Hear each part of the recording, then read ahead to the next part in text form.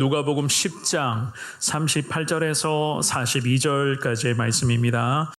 그들이 길 갈 때에 예수께서 한 마을에 들어가심에 마르다라 이름하는 한 여자가 자기 집으로 영접하더라.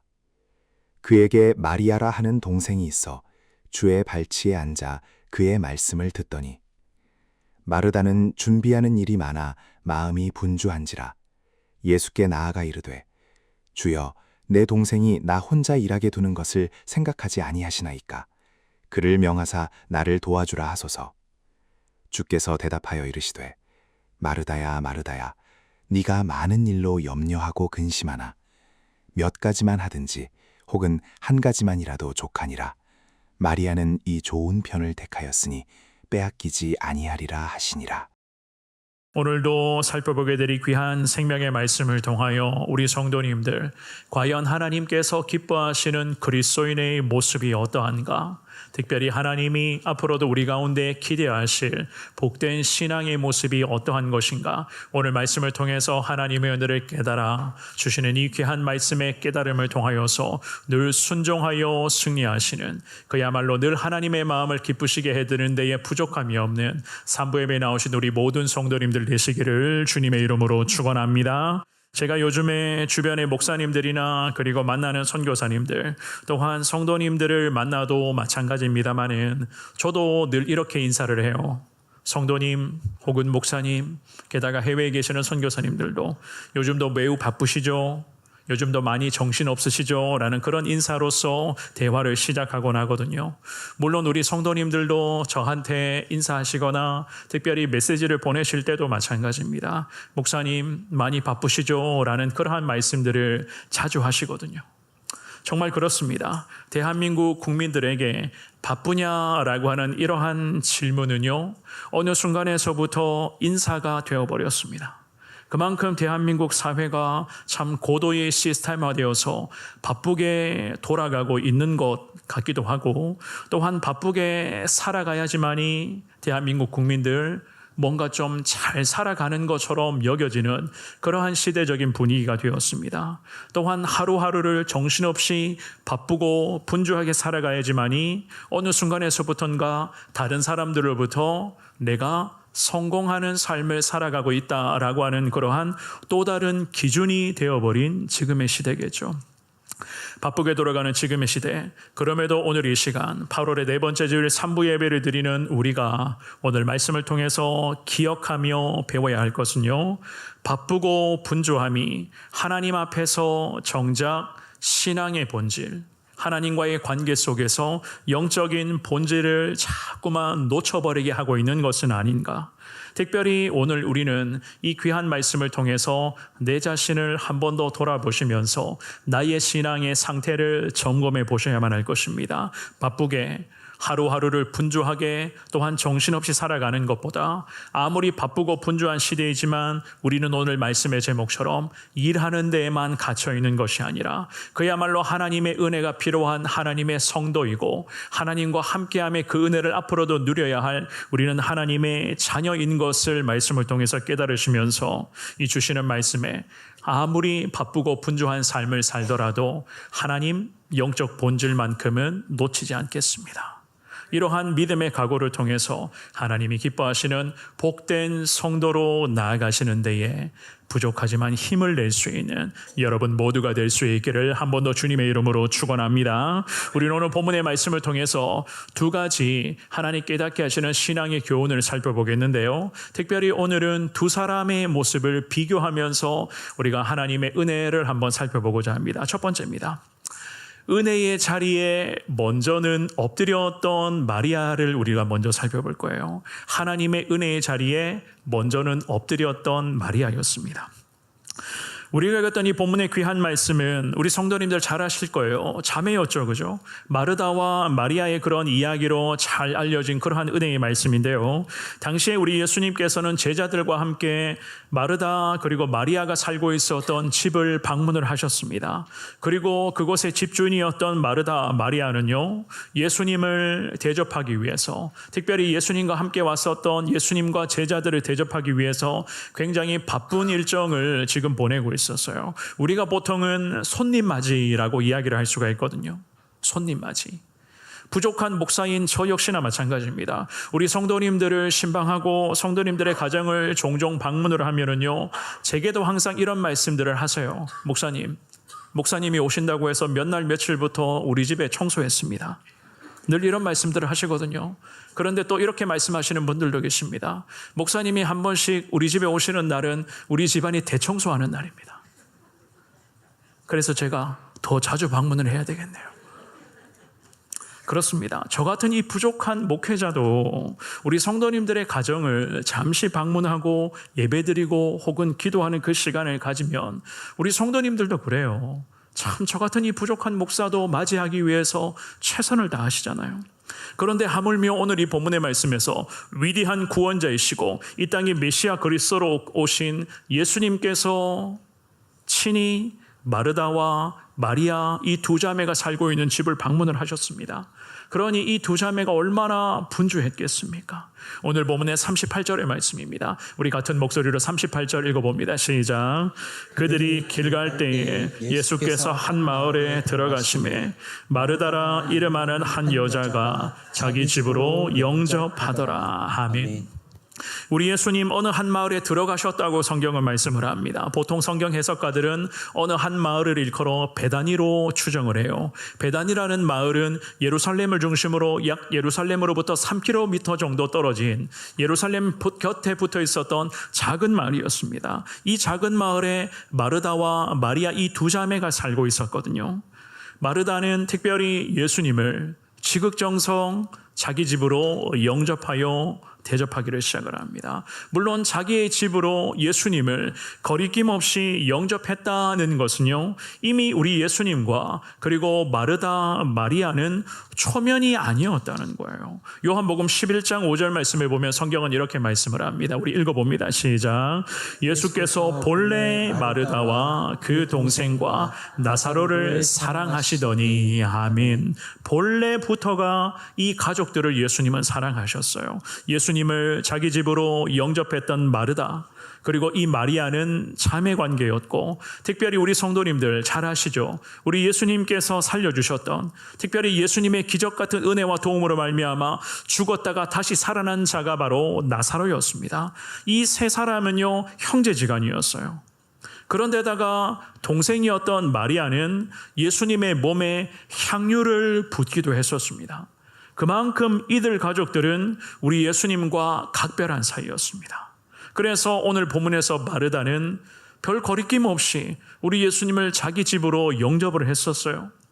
그런데 여기까지는 참 좋았습니다. 사실 손님 맞이에 있어서는요, 최고였어요. 지극정성이었습니다. 그런데 그 다음 과정에서부터 보면 뭔가 조금 분위기가 이상하다는 것을 우리는 분명히 감지할 수가 있습니다. 본문의 39절로 가보겠습니다. 누가복음 10장 39절 읽어봅니다. 시작. 그에게 마리아라 하는 동생이 있어 주의 발치에 앉아 그의 말씀을 듣더니. 아멘.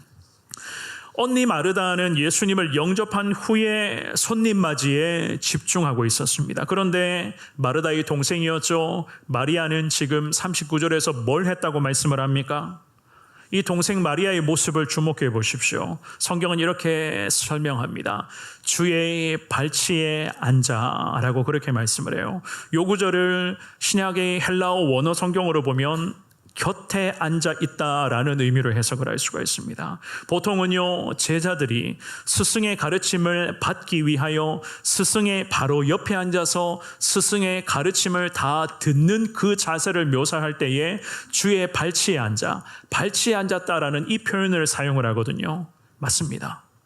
언니 마르다와는 달리 동생 마리아는 학생이 마치 스승으로부터 가르침을 받고 있듯이 스승으로부터 가르침을 받을 때에 집중하여 들어야 하는 것처럼 우리 예수님으로부터 지금 이 마리아는 진리의 말씀을 집중해서 들으려고 열정적인 자세로 예수님 바로 옆에 딱 붙어 앉아 있었습니다.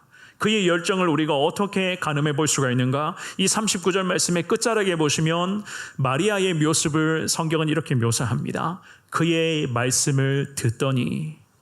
이 구절을요, 문법적으로 해석을 하면 미완료 능동태인데 무슨 의미인가 하면 자기 스스로가 다른 일에 지금만큼은 내 스스로가 다른 일에 관심 두지 않고 열정적으로 예수님 말씀하시는 데에 내 스스로가 계속 귀를 기울이는 중이다라는 의미로 해석을 할 수가 있습니다.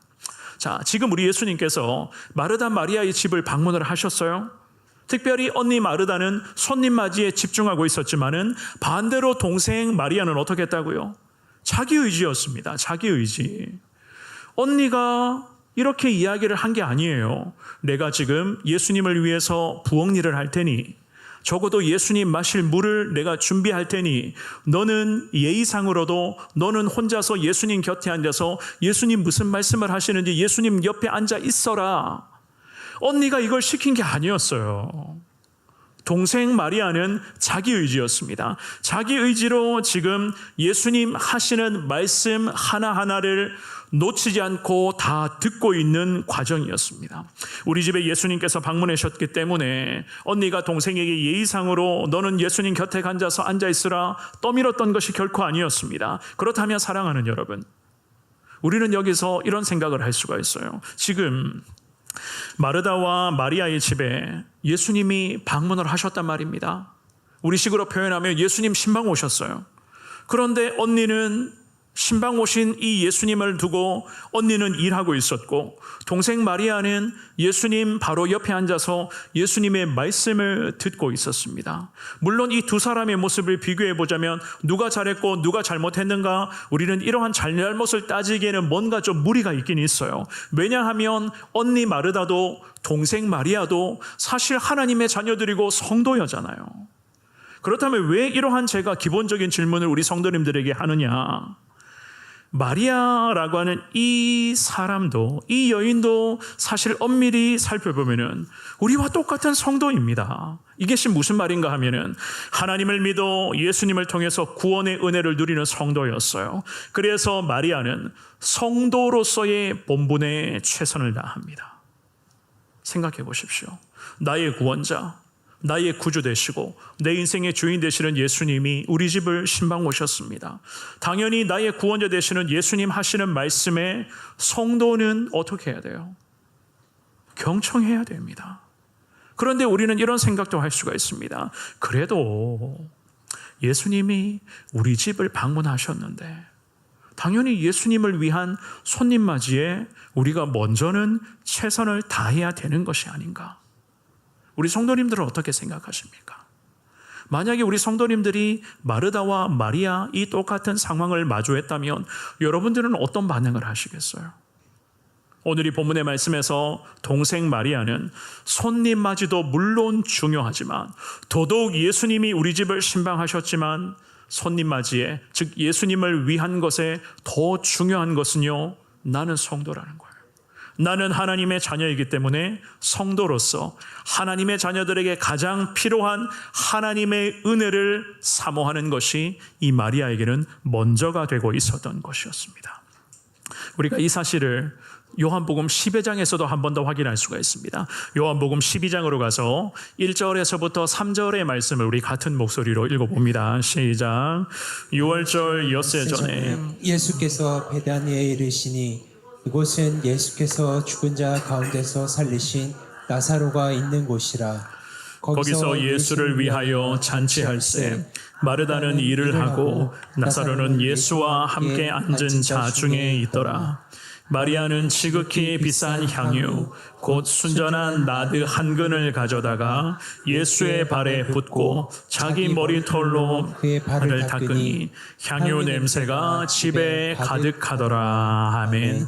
이 요한복음의 12장 1절에서부터 3절도 잘 보시면은요, 마르다와 마리아, 특별히 우리가 지금 먼저는 마리아를 살펴보거든요.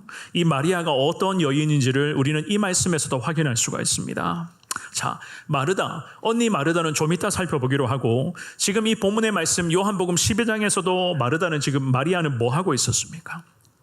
그럼 예수님 곁에 있었어요. 이 본문에서도 마찬가지입니다. 예수님 곁에서 예수님의 발등 위에 마리아는 향유를 붓고 자기의 머리털로 예수님 발등을 닦아주고 있었습니다.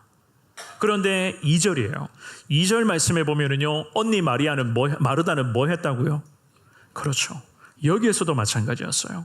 언니 마르다는 죽었다가 다시 살아난 나사로를 위해 잔치를 하는 이 예수님을 모셔놓고 잔치하는 이 현장에서도 언니 마르다는 일하고 있었고 3절 말씀에서 동생 마리아는 나사로를 살려주신 예수님 감사합니다. 순전한 나드 향근의 그 향유를 가지고 와서 예수님 발등에 쏟아부으면서 자기의 머리카락으로 예수님 발등을 정성스럽게 다 닦아주고 있었던 것이었습니다.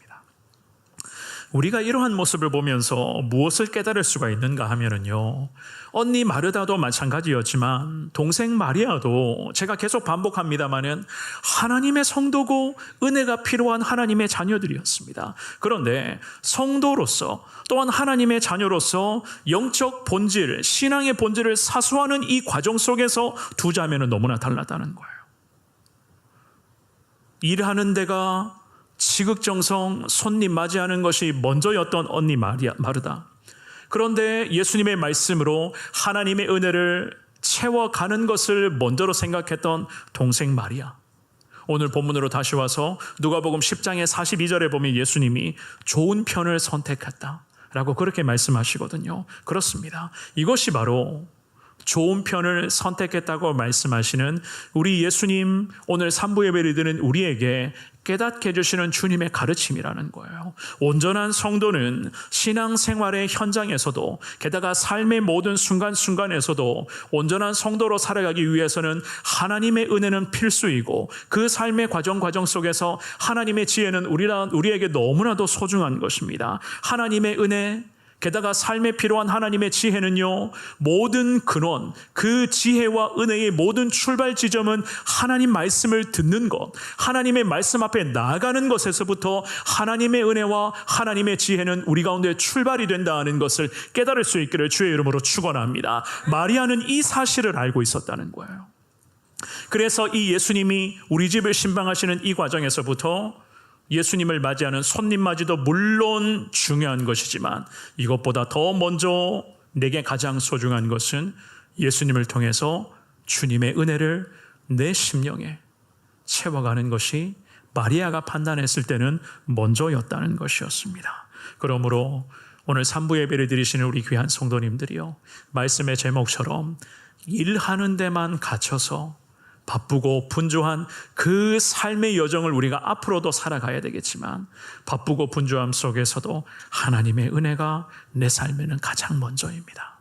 늘 하나님의 그 거룩한 은혜 가운데 나아갈 수 있기를 원합니다. 가정을 돌보고 직장에서 일을 하고 자녀들을 양육하고 부모님도 챙겨야 되고 여러 가지 많은 것들을 해야 되더라도 그 과정 속에서 내 심령에 하나님의 은혜를 채워가는 것이 내 삶의 가장 먼저입니다. 이러한 믿음의 확신 가지고 하나님 앞에서 거룩한 성도로서 나아갈 수 있기를 바랍니다. 이것이 바로 하나님이 기뻐하시는 우리의 그런 모습일 것이고 앞으로도 우리가 성도로서 주의 은혜를 늘 삶에 채워갈 때에 하나님 부족하지만 우리를 통해서 더 놀라운 주님의 일들을 이루어 가실 줄을 믿습니다. 성도답게 늘 하나님의 은혜를 먼저 사모하시는, 바쁘고 정신없는 한 주 한 주의 삶을 살지만 그 바쁜 일정 속에서도 늘 하나님의 은혜를 구하시는 우리 귀한 성도님들 되시기를 주님의 이름으로 축원합니다. 두 번째입니다.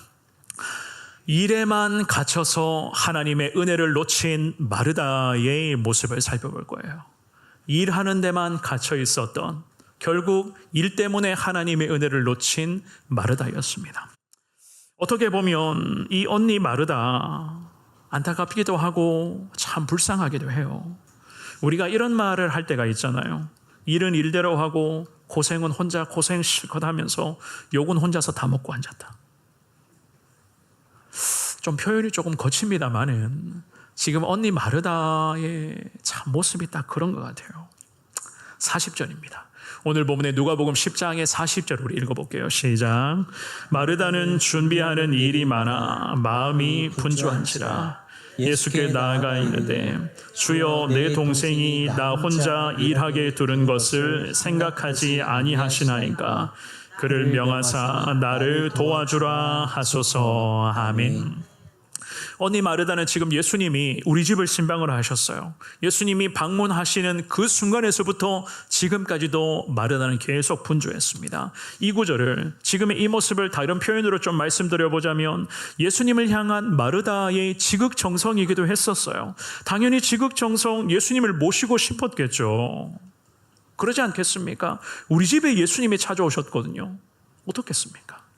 그런데 오늘 이 복음서의 저자 누가는 지금 이 40절의 말씀에서 마르다라는 이 여종이 분주했던 이유를 분명하게 지적을 해요. 이 40절 말씀의 중반부에 보시면은요, 이렇게 말씀을 합니다. 마르다는 준비하는 일이 많아 마음이 어떠했다고요? 분주했다. 마음이 막 분주해요. 마음이 분주해서 정신이 없었는데 뭐 때문에요? 그래요. 예수님 모시기 위한 손님 맞이 때문에 마르다의 마음은 분주했다는 거예요.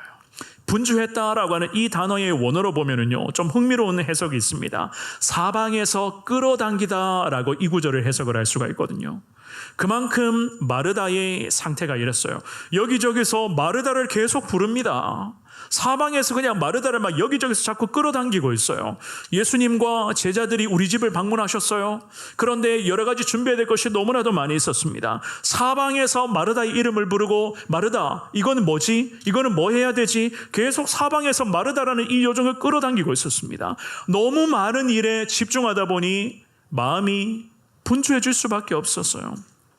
이것 때문에 우리 예수님을 바라보지 못하고 있었던 것이었습니다. 사랑하는 여러분, 그렇다면 도대체 이 언니 마르다는 왜 그랬을까? 우리가 첫 번째로 동생 마리아의 모습을 잠시 살펴보았거든요. 제가 그런 말씀을 드렸어요. 원래부터가 이 마리아는 이러한 종이었다라고 말입니다. 이런 사람이라는 것은 당연히 마리아는 성도로서의 본분에 최선을 다하는 것이 먼저라고 여긴 성도였습니다. 그런데 언니 마르다도 사실 성도였거든요. 성도 맞아요. 하나님을 사랑하는 믿음의 자녀 맞습니다. 그런데 마르다는 먼저가 예수님을 모시는 일에 자기의 그런 우선순위를 설정해 놓고 있었던 것이었습니다. 여기서 우리는 중요한 영적 원리를 배울 수가 있습니다. 이 40절 말씀에 보시면은요, 언니 마르다가 했던 이야기를 주목해 보셔야 돼요.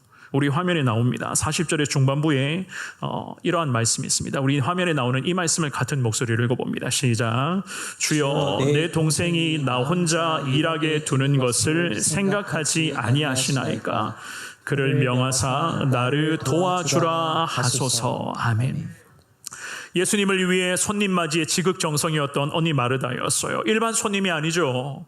그렇다고 우리 부모님, 우리 가족도 아니에요. 그야말로 내 인생에는 가장 소중한 우리 예수님이셨습니다. 우리 예수님이 우리 집에 신방 오셨어요. 그래서 예수님을 지금 섬기는 중이었습니다. 하지만 섬기는 이 과정에서 마르다의 영적 상태가 어떠했다고요? 우리는 지금 화면에 나오는 이 구절을 보면서 마르다의 신앙 상태, 섬기는 과정에서, 봉사하고 하나님의 일을 하는 이 과정에서 마르다의 신앙 상태를 분명히 읽어낼 수가 있습니다. 마르다는 자기 동생 마리아를 향한 적어도 지금 이 상황에서만큼은 원망의 마음이 싹트고 있었습니다. 특별히 예수님 곁에 앉아서 예수님의 말씀만 듣고 있었던 동생 마리아와 반대로 부엌 일을 하면서 땀 뻘뻘 흘리고 있었던 자기 자신을 이 마르다는 비교하고 있었습니다. 더욱이 예수님뿐만이 아니라 우리 집에는 제자들도 함께 왔단 말입니다. 손님들이 많았어요. 그러니 일손도 많이 있어야 되는 것이었습니다. 그래서 이 마르다는 혼자서 열심히 땀 흘리며 일하고 있었는데 동생 마리아를 가만히 지켜보니까 예수님 곁에 앉아서 예수님 하시는 말씀만을 지금 듣고 있네요. 그 순간이었어요. 원래 사탄이라는 존재는요, 내 안에 가장 약한 부분들을 항상 비집고 들어오거든요. 항상 사탄의 존재의 특징이 그렇습니다. 이 순간에만큼은 내게 가장 약한 부분이 있어요. 그 약한 부분들을 사탄이 정확하게 캐치해서 이 마르다의 마음에 비집고 들어옵니다. 마리아의 모습을, 예수님 옆에 앉아서 마리아의 모습을 보니까 억울하기도 하고 순간에 인간적인 분노가 치밀어 오릅니다. 왜 그랬을까요? 나는 이렇게 예수님 맞이하기 위해서 고생하고 있는데 내 동생은 얄밉게도 예수님 옆에 앉아서 말씀만 듣고 있네. 이 마르다의 마음에는 동생을 향한 분노를 지금 이 순간에서만큼은 주체할 수가 없었고, 결국 예수님을 위해 섬기는 이 지극정성, 섬김과 봉사의 이 과정에서 예수님을 찾아갑니다. 그리고는 지금 자기의 영적인 민낯이죠, 연약함을 예수님 앞에 그대로 쏟아냅니다. 어떻게 해요? 왜 예수님, 왜 땀 흘리며 고생하는 나에 대한 배려는 전혀 없고 내 동생만 옆에 앉혀놓고 계십니까? 그러면서 예수님께 이런 부탁을 해요. 내 동생에게 예수님 가서 도와주라, 말 한마디 해달라라는 그 이야기를 해요. 사랑하는 여러분, 지극정성 마르다, 이 그녀의 모습을 보면서 우리 성도님들은 어떠한 마음이 드십니까? 여기서 우리는 두 가지 신앙의 교훈을 배울 수가 있습니다. 첫 번째는요, 언니였던 마르다, 적어도 지금 예수님 우리 집을 신방하셨던 이 상황에서 음식을 마련하고 예수님을 위해서 준비하는 이 모든 일들, 특별히 예수님과 함께 왔었던 많은 제자들을 대접해야 되는 이 모든 일이 예수님 바로 옆에 앉아서 예수님의 말씀을 듣는 것보다 언니 마르다는 판단합니다. 내가 하는 일이 옳다. 지금 내가 예수님을 위한 손님 맞이에 집중하는 것이 맞아. 내가 맞고 동생 마르야는 틀렸어. 지금 이 생각 가운데 이 마르다는 갇혀 있었습니다. 그 과정 속에서 자기 자신과 동생을 비교를 하기를 시작을 해요. 적어도 내 동생은 예수님의 옆에 앉아 예수님의 말씀만 듣잖아요. 저는요, 예수님을 위해서 내 동생, 저는 땀 흘리고 있지만 내 동생 마리아는 예수님을 위해서 지금 이 상황에서 한 것이 뭐가 있습니까? 내 동생이 나보다 나은 것이 뭐가 있어요? 저는 예수님을 위해서 이렇게 지극정성이거든요. 이 비교의식의 무서움이 마르다 가운데 안 좋은 모습으로 나타나고 있었어요. 그리고 두 번째, 예수님을 위해서 지극정성 대접하며 준비하는 데 몰두하고 있었던 마르다였어요. 그녀는 예수님과 함께 왔었던 제자들을 위해서 봉사하고 섬기기로 나름 작정하면서 예수님을 우리 집에 모시고 계속 일하고 있었거든요. 물론 이렇게 했던 이유는요, 우리 예수님이 우리 집을 신방해 주셨기 때문이에요. 내가 너무나 사랑하고 너무나 내가 의지하고 있는 예수님이 우리 집을 방문해 주셨기 때문에, 게다가 예수님과 함께 고생하고 있었던 제자들을 위한 그러한 측은한 마음이 있었기 때문에 마르다는 계속 집안일만 하고 있었고 예수님 맞이하는 데에 최선을 다해 준비했었어요. 사랑하는 여러분, 여기까지만 보면 맞아요. 옳은 일을 하고 있는 겁니다. 누가 이 마르다에게 돌을 던질 수가 있겠습니까? 그런데 일을 계속 하다 보니, 일하는 데에만 갇혀 있다 보니 이 마르다는 결국 성도로서, 하나님의 자녀로서의 본질을 놓쳐버리고 있었던 겁니다. 예수님을 위한 말씀에 듣는 것, 하나님 앞에 기도하며 나아가는 것, 하나님을 예배하는 것이 내 삶의 가장 먼저이고, 예배와 말씀과 기도의 이 거룩한 신앙의 생활을 통해서 하나님의 은혜를 적어도 내 심령에 채워가야 되는데, 이러한 영적 본질을 일에 몰두하다 보니까 마르다는 결국 놓쳐버렸습니다. 이 언니 마르다 결국 어떻게 되었습니까? 하나님의 은혜를 누릴 수 있는 은혜의 통로가 지금 이 예수님 신방하시는 이 현장에서 은혜를 누릴 수 있는 은혜의 통로가 딱 막혀버렸어요. 동생을 향한 원망과 불평이 하나님 은혜의 통로를 막아버리는 결정적 원인이었습니다. 은혜가 메말라버리니 우리 신앙이 얼마나 무섭게 변질이 되는지 아십니까? 왜냐하면 예수님이 아니라 결국 나의 의가 지금 드러나는 이 과정이거든요. 처음에는 예수님, 우리 집을 신방하신 예수님을 위해서였어요. 예수님을 대접하기 위해서였는데 결국 일에만 갇혀있다 보니까 영적인 본질을 놓쳐버렸습니다. 하나님의 은혜를 사모하지를 못했습니다. 은혜의 통로가 지금 이 순간에서만큼은 뚝 막혀버렸습니다. 예수님의 말씀을 듣는 것이 아니라 일하는 데에 집중합니다. 그러더니 은혜가 사라져버립니다. 은혜가 사라지면 가장 먼저 나타나는 현상이 무엇인지 아십니까?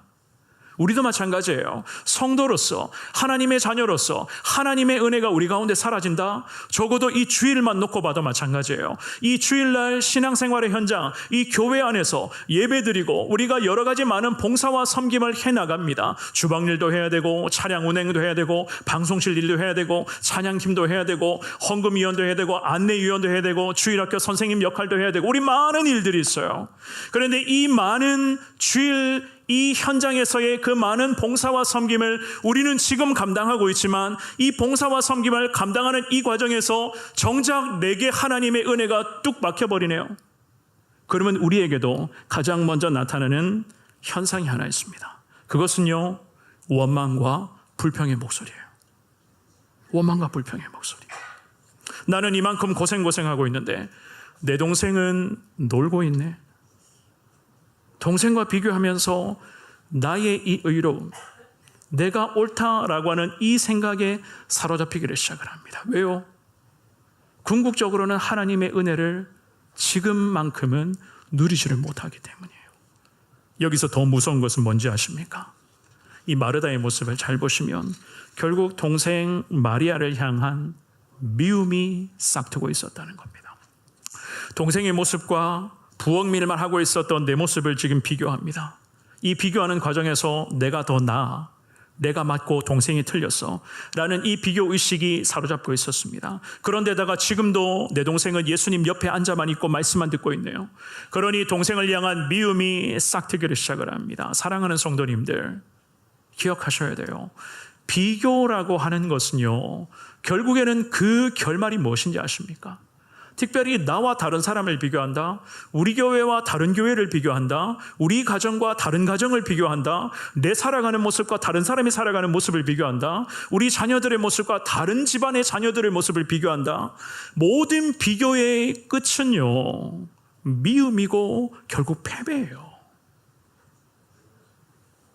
그래서 우리 예수님, 이 마르다의 영적 상태를 정확하게 진단하신 후에 마르다를 불러놓고 예수님이 뭐라고 말씀하십니까? 41절의 말씀입니다. 우리 같은 목소리로 41절 우리 읽어봅니다. 시작. 주께서 대답하여 이르시되 마르다야 마르다야 내가 많은 일로 염려하고 근심하나. 아멘. 미움과 원망의 싹이 막 올라올 그 무렵에 우리 예수님 마르다를 너무 사랑하셨어요. 마르다의 영적 상태를 정확하게 진단하시면서 그녀의 이름을 지금 2번을 불러요. 이름을 2번 불렀다는 것은 예수님께서 마르다의 지극정성, 이 섬김과 봉사와 이 모든 행위를 예수님이 인정하신다는 겁니다. 이 말인즉슨 지금도 마르다를 예수님은 사랑하고 계신다는 것이었어요. 그래서 이름을 2번 부르시며 우리 예수님 곧장 마르다의 지금 이 과정에서의 문제를 정확하게 지적을 하시죠. 뭐라고 말씀하십니까? 네가 많은 일로 염려하고 근심하고 있구나. 이 예수님이 하신 이 말씀을 우리 성도님들 주목하셔야 됩니다. 마르다는 정말로 혼자 많은 일을 하고 있었습니다. 많은 일을 하다가 마르다의 그 마음에 염려와 근심이 생겼다. 예수님이 정확하게 보시네요. 예수님이 말씀하시는 염려하고 근심하나, 염려하다라고 하는 이 단어의 의미는 흩어지다 혹은 나누어지다라는 의미로 해석을 하고, 근심하다라고 하는 이 단어도 문제를 야기시키다라는 의미로 해석을 할 수가 있습니다. 그러니까 이 두 단어를 종합해 보십시오. 뭡니까? 많은 일로 예수님을 향한 내 마음이 이미 흩어져 버렸어요. 그런데 예수님을 향한 내 마음이 지금 이 자리에서 흩어지다 보니까 또 다른 문제가 생겨나네요. 어떤 문제요? 동생과의 비교를 통해서 원망하고 불평하면서 동생을 미워하게 되는 전혀 예상하지 못한 문제가 생겨났다는 거예요. 우리 예수님이 이 마르다의 영적 상태를 정확하게 지금 지적을 하십니다. 그래서 예수님은 마르다에게 가장 적합한 영적인 처방전을 42절에서 제시를 하시죠. 우리 42절의 말씀 우리 같이 읽어봅니다. 시작. 몇 가지만 하든지 혹은 한 가지만이라도 족하니라. 마리아는 이 좋은 편을 택하였으니 빼앗기지 아니하리라 하시니라. 아멘. 마리아가 선택한 좋은 편을 언니 마르다 선택할 것을 주님은 처방전으로 제시하셨습니다. 그리고 좋은 편을 선택을 했다면 어떡하라고요? 이제부터는 평생 이 좋은 편을 빼앗겨서는 안 된다. 예수님이 이 말씀을 하셨어요. 그렇다면 예수님이 말씀하시는 처방전에 쓰신 가장 좋은 편은 과연 무엇이겠습니까? 우리 예수님이 언니 마르다에게 오늘 예배드리는 우리에게 깨닫게 하시는 가장 좋은 편은요, 예수님을 대접하는 일보다 예수님의 말씀을 먼저 듣고 예수님의 은혜를 먼저 사모하는 것이에요. 우리가 일상 속에서 여러 가지 많은 일로 인해서 얼마나 바쁘고 분주합니까? 그 바쁘고 분주한 한 주 한 주의 그런 삶을 살아가면서도 우리에게 가장 좋은 것은 주님의 은혜를 채워가는 것이죠. 우리가 주일 이 신앙생활의 현장도 마찬가지입니다. 우리가 얼마나 많은 일을 하고 있어요. 9월이 되면 또 전도해야 되고 정말로 하나님의 거룩한 은혜, 예수의 복음을 나누는 일에 우리는 또 충성해야 됩니다. 당장에 오늘 하반기 셀 모임을 또 시작을 해야 돼요. 사실 얼마나 많은 것들이 있습니까? 이 많은 일 속에서도 주님이 우리에게 가장 좋은 편을 깨닫게 하시죠. 그것은요, 주님의 말씀을 듣는 것이다. 결국 하나님의 은혜를 사모하고 그 은혜를 우리 가운데 채워갈 때에 우리가 봉사와 섬김의 자리에서도 그리고 일상의 생활 속에서도 하나님의 은혜 가운데 주님께서 기뻐하시는 성도로 살아갈 수가 있다. 주님이 그 말씀을 하십니다. 우리가 매일 사용하는 스마트폰을 보면은요, 백그라운드 앱이라는 것이 있어요. 좀 쉽게 말씀드리면 저도 요즘에 그런 것을 좀 많이 하고 있습니다만은 우리 성도님들 그 스마트폰에 걸음수를 측정하시는 앱이 많이 설치가 되어 있죠, 그죠? 그 걸음수를 측정하는 그 앱을 설치하면 내가 매일 하루에 뭐 5,000보, 7,000보, 10,000보를 걸으면 포인트를 줘요. 그리고 어떤 데는 뭐 1원, 2원, 저는 10원도 받아봤거든요, 최근에. 예. 제가 하는 그 앱은 10원도 주더라고요. 그런데 100만 원을 줘요, 100만 원. 100만 원을 주는 그 앱이 있거든요. 참, 이게 또 사람 마음이 그렇더라고요. 100만 원에 당첨되는 사람들이 소감문이 쭉쭉 올라와요. 실시간으로. 그 100만 원에 당첨되는데 어떤 사람은 주님께 감사합니다. 주님의 은혜입니다. 이러한 그런 이야기도 있거든요.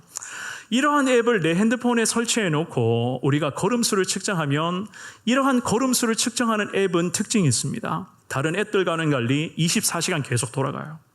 내 의지와는 관계없이 계속 돌아가거든요. 그런데 이러한 앱들이 많아지고 내 핸드폰에 계속 이러한 앱이 24시간 돌아가면은 가끔은 핸드폰이 뜨거워질 때가 있어요.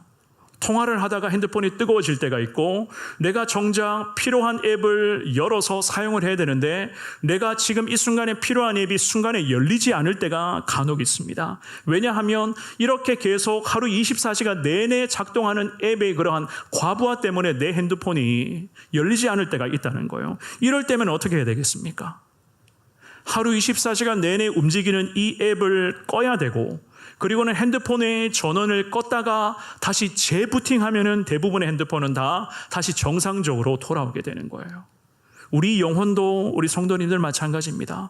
집안일도 해야 되고 직장일도 해야 되고 학교에서 공부도 해야 되고 게다가 주변의 사람들과 관계도 맺어가야 되고 가정도 돌봐야 되고 부모님도 챙겨야 되고 자녀들도 챙겨야 되고 요즘에는 할아버지 할머님들 손주들을 챙기는 할아버지 할머니들이 얼마나 많은지 몰라요.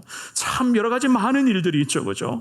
이 많은 일들과 지금 현실의 상황 속에서 여전히 마주하고 있는 그 현실의 높은 장벽과 게다가 미래에 대한 그런 염려와 부러운 그런 두려움들이 우리 가운데 계속 염려의 그런 마치 앱이 설치된 것처럼 내 머릿속에 내 마음속에 계속 돌아가고 있습니다.